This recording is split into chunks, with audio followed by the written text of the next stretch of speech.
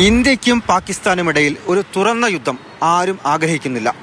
തർക്കങ്ങൾ വഷളാകാതെ സംസാരത്തിലൂടെ പരിഹാരം കാണണമെന്ന കാര്യമാണ് അമേരിക്കയും ഐക്യരാഷ്ട്രസഭയും ആവശ്യപ്പെടുന്നത്. വിദേശകാര്യമന്ത്രി എസ് ജയശങ്കറുമായും പാകിസ്ഥാൻ മന്ത്രി ഇഷാഖ് ധറുമായും US സ്റ്റേറ്റ് സെക്രട്ടറി ഉടൻ ചർച്ച നടത്തും.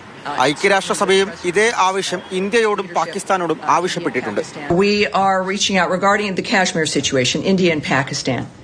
That he said we are reaching out to both parties. And telling, of course, them to not escalate the situation. The Secretary expects to speak with the foreign ministers of Pakistan and India as early as today or tomorrow. എന്നാൽ ഭീകരവാദത്തിനെതിരെ ശക്തമായ മറുപടി കൊടുക്കണമെന്ന് UK, Russia അടക്കമുള്ള രാജ്യങ്ങൾ ഇന്ത്യയോടും പറഞ്ഞിട്ടുണ്ട്.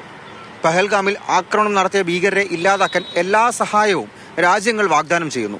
ഭീകരാക്രമണത്തിന്റെ കാരണക്കാരെയും അതിന് പിന്നിലുള്ളവരെയും അടക്കം കണ്ടെത്തി നിയമത്തിന് മുന്നിൽ കൊണ്ടുവരും എന്ന് ഇന്ത്യ UN-ൽ നിലപാട് വ്യക്തമാക്കിയിട്ടുമുണ്ട്. എന്നാൽ ഇരു രാജ്യങ്ങളും സംയമനം പാലിക്കണമെന്ന ഉപദേശം ചൈന ഇപ്പോഴും തുടരുകയാണ്.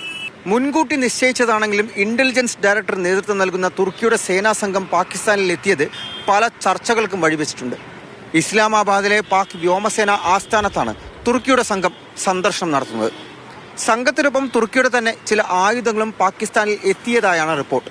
അസാധാരണമായി ഭയന്നുപോയ പാകിസ്ഥാൻ ഏതെങ്കിലും ഒരു രീതിയിൽ നയതന്ത്ര പിന്തുണ ഉറപ്പാക്കാൻ എല്ലാ മാർഗങ്ങളും സ്വീകരിക്കുന്നുണ്ട്.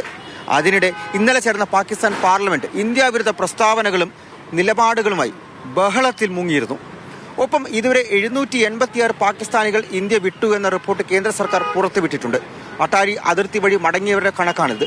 വാഗ അതിർത്തി വഴി 1376 ഇന്ത്യക്കാർ മടങ്ങിയെത്തിയിട്ടുമുണ്ട്. മാതൃഭൂമി ന്യൂസ്, ഡൽഹി.